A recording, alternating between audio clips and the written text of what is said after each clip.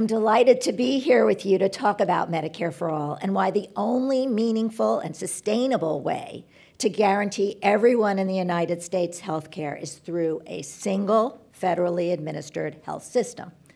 And contrary to what some liberal lawmakers and policy gurus believe, keeping our commercial health insurance system and adding a public option, offering people the choice of Medicare, is not a workable middle ground.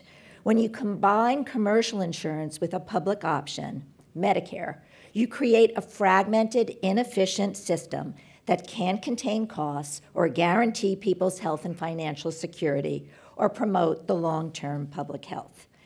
The good news is that 70% of Americans now support expanding Medicare to guarantee coverage for everyone, including half of all Republicans.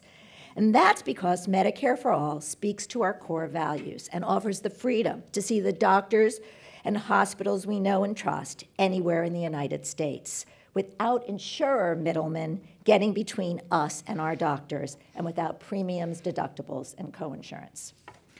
We have two big challenges. They're both heavy lifts. We need to help policymakers and others understand the difference between Medicare, which is social insurance, and commercial insurance. Medicare is designed to serve people, all people, including people with costly and complex conditions. Commercial insurance is designed to avoid people with costly conditions. Commercial insurers maximize profits the less care they offer. As a result, commercial insurance is a parasite on a social insurance system. It feeds health system inefficiencies, shifts costs onto the social insurance plan, Medicare, and threatens people's health and economic well-being. The second heavy lift is we need to make Congress pass Medicare for All. We need to organize and exert enormous political pressure. We need to help the people who think they're satisfied with their commercial health insurance and who are scared of change think again. It can be easy to fear change if you're relatively healthy and use very little health care. But here's the good news. I've never met anyone who loves their health insurance company. Have you? So here's the key point. Medicare for All means far less change than most people face today. You get continuity of care and coverage from the doctors you want to see at less cost. Today, people who lose their jobs or switch jobs or whose employers switch their health plans are constantly seeing their coverage and cost change. And even people who remain in the same health plan see their coverage and cost change, with doctors moving in and out of networks and premiums, coinsurance, and deductibles mounting. So this is my attempt to show you how we get to all that we love, how we sleep well at night, how we get to Medicare for All. Keeping commercial insurance and simply regulating doctor and hospital prices, as some argue, while necessary in any viable healthcare system, isn't sufficient. The problem with our healthcare system goes far beyond costs. Even if Congress decided to extend Medicare's lower prices to commercial insurers, the U.S. health system would still not meet our individual or collective needs. We have to eliminate commercial health insurers because they force people to gamble with their health and their savings. It's not possible to pick a commercial health plan and know whether it will meet your current and future needs. Commercial health plans are designed not to meet everyone's needs. That's why they say pick one that's right for you. Their narrow networks, arbitrary delays and denials of care, and high out-of-pocket costs penalize people who need costly care and keep people from getting the care they need. We need to end systemic bureaucratic waste and profiteering. Commercial insurers drive up administrative costs and pocket profits for their shareholders rather than investing in their members' needs, let alone the public health. They don't look out for the long-term collective health of Americans. We need a transparent, single-payer healthcare system, Medicare for all that we love, so we understand what's working and what's not working, and the government can drive systemic improvements. Commercial insurers hide their data, claiming it's proprietary.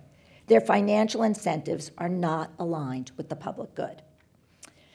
So, this is one of my favorite images. Commercial health plans are only as strong as their weakest link. And that link is weak. They almost have to be in the race to the bottom, steering clear of delivering good, affordable care to people who most need it. Here's the key point. Commercial insurers don't compete to deliver better care at lower cost for people with costly needs, and never will. It's not in their financial interest. Think about it. When was the last time you heard Aetna or United Health boast about its great cancer or stroke care, or say, join us if you have heart disease? In New York, not a single plan on the state health insurance exchange includes Memorial Sloan Kettering Cancer Center. Why not? To maximize profits, commercial insurers want to keep people with cancer from signing up with them. Where's the health plan that says if you need costly care, you can use top doctors and hospitals with low costs? That's the one we all want. That's Medicare for all. You can't get that from a commercial health plan. In fact, you have no clue what you're getting. Here's what we do know. If we all got together to offer the best commercial insurance available with a robust network of the best hospitals and doctors, we'd be out of business before we opened our doors. Everyone needing costly care would join. We couldn't spread costs across healthy and sick, and we couldn't afford to deliver needed care. And that, in a nutshell, is why commercial insurers will never meet our needs. There's no way to create a level playing field between commercial insurers and Medicare. Commercial insurers will always game the system if there's a public option. Only if there's a single payer, as with Medicare for All, can you pool and broadly distribute risk, drive down costs, and guarantee everyone good coverage. So today we have Medicare Advantage plans in Medicare. They're the commercial health plans that are an alternative to the traditional Medicare system, which is social insurance. And they illustrate the perils of offering everyone a choice between commercial insurance and a public option. Because the commercial Medicare Advantage insurers shift costs to people who are in poor health and keep out-of-pocket costs low for people who are healthy, healthier people choose them, leaving traditional Medicare with sicker enrollees and driving up its costs.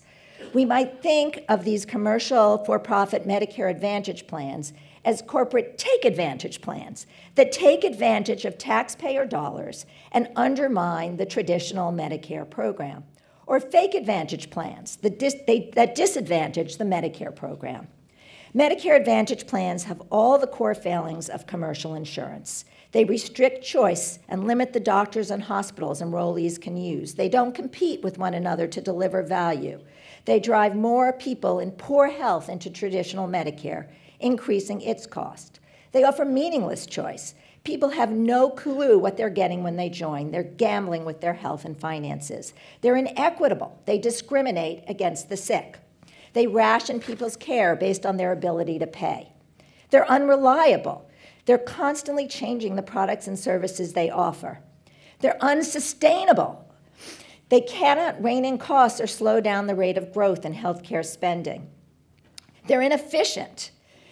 They drive up costs through the time, money, and personnel they require for billing and other administrative activities. They're profit-driven. They put shareholders first ahead of member needs. Medicare Advantage plans have no incentive to innovate for the public good. What they learn about what's working and not working in our healthcare system, they tend to keep to themselves. They're unaccountable. They prevent needed oversight and public understanding of areas where they're failing consumers. And they're unethical. Medicare Advantage plans too often engage in fraudulent and illegal behavior. So why do 1 in 3 people choose a Medicare Advantage plan? It's hard to believe they choose a commercial plan for its restricted networks or high deductibles. More likely, they have no real choice. My bet, few people would join a Medicare Advantage plan if traditional Medicare didn't mean they had to spend a lot of money to buy supplemental coverage to fill gaps. Medicare for All fills those gaps. So one more point. As we've learned from Medicare Advantage, federal subsidies to commercial health insurers only grow corporate power and influence, which threatens the public option, the Medicare option. Why does Medicare for All work? Medicare for All works because it is designed for everyone. One health insurance system that meets everyone's needs through cradle to grave for the public good, not-for-profit, automatic, guaranteed, bringing everyone together so that the costs of care are spread fairly and equitably across all.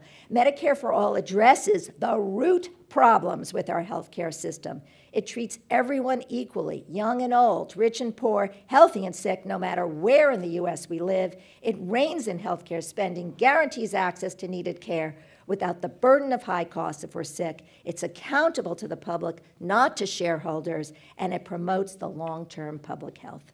We've been working hard, and we've made some great progress. The stage is set.